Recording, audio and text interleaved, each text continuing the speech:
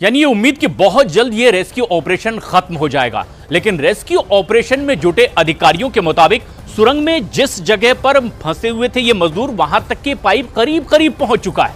अमेरिकी auger drilling machine के जरिए अब सिलक्यारा की ओर से सुरंग में एंट्री पॉइंट बनाया जा रहा है। और ये तस्वीर आप देखिए किस तरीके से ये पूरी की पूरी वो तस्वीर है जहां पर ये मजदूर फंसे हुए हैं और यहां पर ये मलबा कोलैप्स हुआ है। लेकिन सिलक्यारा की ओर से अब ये सुरंग आगे बढ़ाया जा रहा है। एंट्री पॉइंट से एक के पीछे एक करके कुछ इस तरह से इन पाइपों को आगे बढ़ाया जा रहा है। लेकिन इस तरह की कुछ बाधा सामने आई थी। यहां पर मलबे में कुछ रॉड थी जो कि एक अवरोध पैदा कर रही थी। लेकिन अब कुछ पाइप लगातार आगे बढ़ रहे हैं। 60 मीटर तक इन्हें आगे बढ़ना है। 14 मीटर की और दूरी बाकी है। 6-6 मीटर लंबे पाइप हैं ये जो डाले जा रहे हैं। लेकिन रेस्क्यू ऑपरेशन में चुनौती तब और खड़ी हो गई जब बुधवार रात मलबे में ड्रिलिंग के दौरान ही सरिया आ गया था, जैसा कि हमने तस्वीर में दिखाया। और इसकी वजह से सुरंग में पाइप डालने का काम रोक दिया गया था जो लगातार आगे बढ़ता चला जा रहा था। और ये करीब 45 मीटर तक पाइप डाला जा चुका है। जबकि सिलक्यारा की तरफ से इस तरह से जो ये पाइप डालने का काम है 60 मीटर तक किया जाना है। और इतनी दूरी पर ये रेस्क्यू पॉइंट है जहां तक पहुंचना है। हालांकि बाद में 3 मीटर की और ड्रिल कर ली गई थी थोड़ी आगे बढ़ाते हुए, और 48 मीटर तक पाइप को आगे बढ़ा दिया गया है। लेकिन आगे की करीब 2 मीटर में और कुछ इसी तरह का काम, और 2 मीटर पाइप को अब यहां सब चेक किया गया तो पता चला कि वो कुछ डैमेज हुआ है, पिचका हुआ है और इसीलिए काटना पड़ा है उसे। और इसका मतलब यह कि मजदूर अब सिर्फ 14 मीटर की दूरी पर हैं। और ये एक अहम काम है जिसे बहुत जल्द पूरा कर लिया जाएगा। एक और बड़ी खबर आ रही है उत्तरकाशी से। रीमा हमारी सहयोगी मौजूद है। रीमा, क्या और बड़ी खबर? देश के किसी भी हिस्से में आपदा की स्थिति हो तो हमें सबसे पहले ख्याल आता है एनडीआरएफ की टीमों का। चाहे कोई भी आपदा की स्थिति हो, देश का कोई भी हिस्सा हो। और वही एनडीआरएफ की टीम जिसकी तस्वीर में अब से कुछ ही देर पहले आपको दिखा रही थी, एक बार फिर दिखा ही देती हूँ, उसके बाद उन्हीं से जुड़ी हुई चुकी बड़ी बातें हैं। तो एनडीआरएफ की टीमें किस तरीके से मुस्तैद है, ये वो टीमें हैं जो बैकअप प्लान के लिए है और कुछ टीमें अंदर रहती है, यानी उस टीम के साथ जो कि ऑर्गन मशीन का इस्तेमाल करते हैं। और इस बीच में एनडीआरएफ की कई बार टीमें जाती है। जिस दिन सरिया सामने आ गया था उस दिन किसकी बड़ी भूमिका थी? उस दिन एनडीआरएफ की ही बड़ी भूमिका थी, क्योंकि गैस कटर से उन्होंने ही सरिया को काटा था। और ये कैसे संभव हो पाया था? ये संभव हो पाया था, वो एक ऑक्सीजन सिलेंडर के साथ जाते थे सामने और उसके बाद उस ऑक्सीजन सिलेंडर के खत्म होने तक सरिया काटते थे और फिर बाहर आते थे। फिर दूसरी टीम जाती थी। इस तरीके से दो चेहरों ने, एनडीआरएफ के 2 महत्वपूर्ण चेहरों ने यह कदम उठाया था। और आज भी इनकी भूमिका बहुत बड़ी है। सब कुछ अंदर जा चुका है। तैयारियां किस तरीके से है वक्त वक्त पे हम आपको बता रहे हैं। लेकिन मैं सीधे अपनी सहयोगी प्रियंका का रुख करती हूं। प्रियंका, बैकअप प्लान के लिए एनडीआरएफ की टीमें मुस्तैद है कि जैसे ही सुरंग से बाहर निकालने की स्थिति होगी, हमारी एनडीआरएफ की वो एक्सपर्ट टीमें जो कि सीधे इनको लेकर जाएगी कहां पे? एम्बुलेंस के जरिए ऋषिकेश। जी बिल्कुल, देखिए तस्वीरें हम भी एक बार दिखा देते हैं। मॉक ड्रिल शायद होने वाली है। एनडीआरएफ की पूरी तैयारियां हैं। एनडीआरएफ का रोल अहम हो जाता है जब ड्रिलिंग का काम खत्म हो जाए।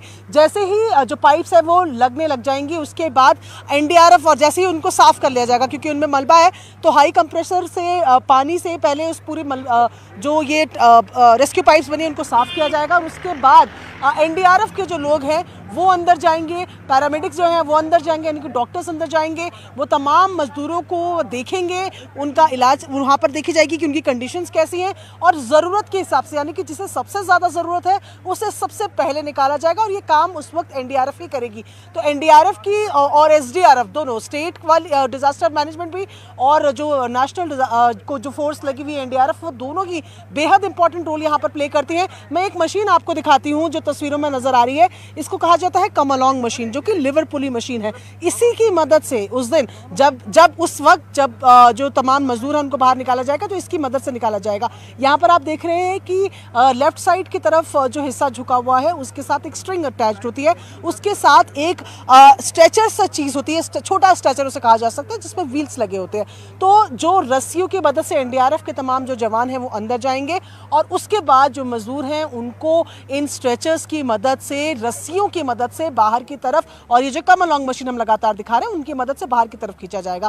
क्रॉल करके ये तमाम लोग घुटने के बल जाएंगे, एनडीआरएफ के तमाम जवान। लेकिन वहां पर जो मजदूर फंसे हुए हैं, क्योंकि आज 13वां दिन उनको हो गया, उनकी किस तरीके की स्थिति है, वो क्रॉल कर पाएंगे कि नहीं कर पाएंगे। और लंबा रास्ता है, क्योंकि हम 60 मीटर के पाइप की बात कर रहे हैं, यानी कि 60 मीटर के पाइप के अंदर से बात कर रहे हैं, तो ऐसे में वो चांस ही नहीं लिया जा रहा है। इसीलिए कहा जा रहा है कि व्हील वाले यानी कि पहियों वाले स्ट्रेचर में उनको बाहर लेकर आया जाएगा। और सबसे महत्वपूर्ण भूमिका एनडीआरएफ की हो जाएगी तब जब ऑगरिंग का काम खत्म हो जाएगा, जब ड्रिलिंग का काम खत्म हो जाएगा, जब 10 पाइप लग चुके होंगे, रास्ता तैयार होगा, 60 मीटर तक ये पाइप बिछाए जाएंगे। और उसका बहुत सिंपल सा कारण है कि एक एक पाइप की जो लंबाई है वो 6-6 मीटर है।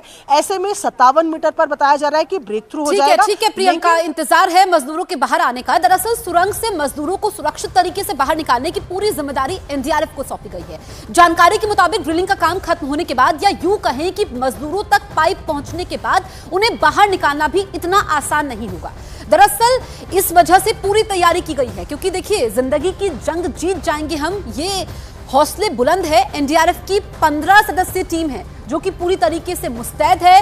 हेलमेट, ऑक्सीजन सिलेंडर और गैस कटर के साथ 2.5 फीट से ज्यादा चौड़े पाइप से अंदर जाएगी। तो गैस कटर इनके पास है, ऑक्सीजन सिलेंडर है, हेलमेट है, और फिर ये टीम अंदर जाएगी। इस टीम में डॉक्टर भी शामिल होंगे जो टनल में फंसे मजदूरों की जांच करेंगे। तो ये उपकरण इनके पास मौजूद है, डॉक्टरों की पूरी टीम है, और ऐसे में पूरी तैयारी के साथ ये टीम अंदर जाने वाली है। सुरंग के अंदर फंसे लोगों को बाहर के हालात और मौसम के बारे में जानकारी दी जाएगी। देखिए ये चौड़ा पाइप है जिसके जरिए एनडीआरएफ की टीम अंदर जाने वाली है, और पूरी बातचीत होगी, क्योंकि जो लोग अंदर हैं, इतने दिनों से अंदर है, उनको बाहर के बारे में, बाहर के मौसम के बारे में जानकारी दी जाएगी। और बाहर के तापमान से काफी ज्यादा अंतर होगा, अंदर के तापमान में और बाहर के तापमान में काफी ज्यादा अंतर होगा, और ये बताने की कोशिश की जाएगी। और ऐसे में मजदूरों को तुरंत बाहर नहीं निकाला जाएगा। देखिए तो ये एनडीआरएफ की टीम है जिसमें डॉक्टर्स भी हैं।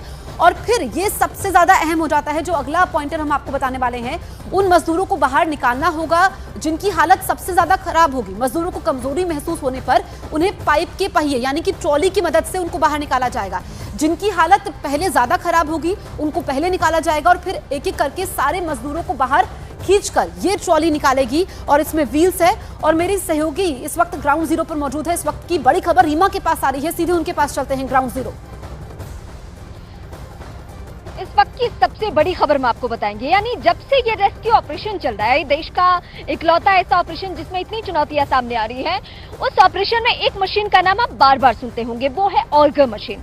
और ये मशीन अमेरिकी मशीन है। इसका काम होता है पत्थरों को, चट्टानों को काटने का। लेकिन यहाँ क्या दिक्कत आ रही है, अगर ये मशीन स्मूथली काम करे तो ये बहुत बड़ा काम नहीं था। इसीलिए हम आपको बीते 3 दिन से कह भी रहे थे कि किसी भी वक्त खुशखबरी मिल सकती है। इसको दिक्कत कहाँ आ रही है? दिक्कत चट्टान काटते काटते अचानक से अगर लोहे का सरिया आ जाए, और वो ऐसा सरिया जिसकी मोटाई बहुत ज्यादा हो, जिसको काटने के लिए ऑर्गर मशीन सक्षम नहीं है। यही इस वक्त की सबसे बड़ी खबर है कि ऑर्गर मशीन के बीच बीच में जब रुकावटें आती है तो कौन काम करता है? फिर हमारी एनडीआरएफ की टीमें जाती है गैस कटर लेकर, और उसके जरिए उस सरिया को काटती है, और उसके बाद फिर ऑर्गर मशीन को काम करने में वक्त लगता है। उसके बाद वक्त बचता है किसके लिए? ड्रिलिंग के लिए। ये पूरा प्रोसेस करने में ही बहुत ज्यादा का वक्त लगना है, और इसीलिए ये जो हम हर दिन आपको 12 घंटे, 15 घंटे, 18 घंटे जो बताते हैं, आज भी दोपहर तक की बात थी, लेकिन सुबह होते होते जब अंदर की स्थिति देखी गई कि कब तक कैसे बातें होनी है, तो ऑर्गर मशीन ने क्या इस वक्त काम करना शुरू कर दिया, इस पर ही सबसे बड़ी निगाह हमारी।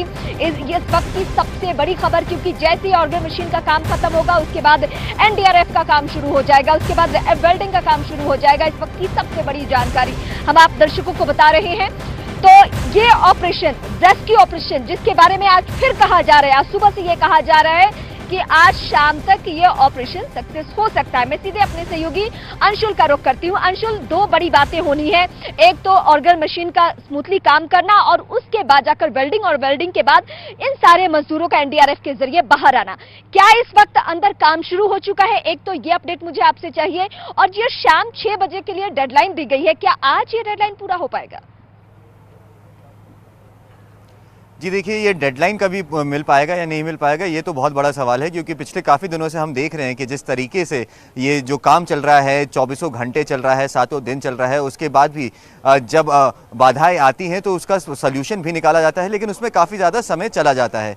आज की बात करें तो आज ये नई सुबह एक नई उम्मीद लेकर आई है मजदूरों के लिए भी और उन रेस्क्यू वर्कर्स के लिए भी जो पिछले 13 दिन से लगातार जी तोड़ मेहनत कर रहे हैं ये सुनिश्चित करने के लिए कि ये सारे लोग सेफली बाहर आए। अगर इस वक्त क्या हालात है टनल के अंदर मैं आपको बताऊं तो जैसा कि आपने बताया कि ऑगर मशीन के प्लेटफॉर्म में दिक्कत आई थी कल रात को, उस प्लेटफॉर्म को दोबारा स्टेबलाइज कर दिया गया है। इस वक्त जो ऑपरेशन चल रहा है उसमें जो 800 mm की पाइप जो डाली गई थी वो पाइप एक्चुअली आगे जाकर के बेंड हो गई थी, जिसकी वजह से जो ये पूरा ऑपरेशन है काफ़ी ज़्यादा खतरे में आ गया था। तो अब जो रेस्क्यूअर्स ने ये फैसला लिया है कि करीब 1.2 मीटर का जो लेंथ है उस पाइप का जो मुड़ गया था वो जब मेटल शीट्स आई थी ऑगर मशीन के सामने, तो उसको पहले काटा जाएगा। और उसको काटना बहुत आसान काम नहीं है क्योंकि वो मलबे के अंदर दबा हुआ है, तो उसे छीला जा रहा है, लेयर बाय लेयर उसको पील किया जा रहा है। तो उसमें करीब 1 से 1.5 घंटे लगेंगे और जब ये काम पूरा हो जाएगा तो वो 1.2 मीटर का जो एरिया खाली हो जाएगा। उसके बाद इस पाइप को जो 800 और 900 मिलीमीटर की टेलीस्कोपिक पाइप बिछाई गई है इसको अंदर पुश किया जाएगा और उसके बाद ऑगर मशीन से काम शुरू किया जाएगा। अच्छी खबर यह है कि ग्राउंड पेनिट्रेशन रडार जो डीआरडीओ की तरफ से मंगवाया गया था उसे अंदर भेजा गया था और उसने ये रिपोर्ट दी है कि अगले 5 मीटर तक मलबे में किसी भी तरह का अच्छी खबर का पूरे देश को बेसब्री से इंतजार है और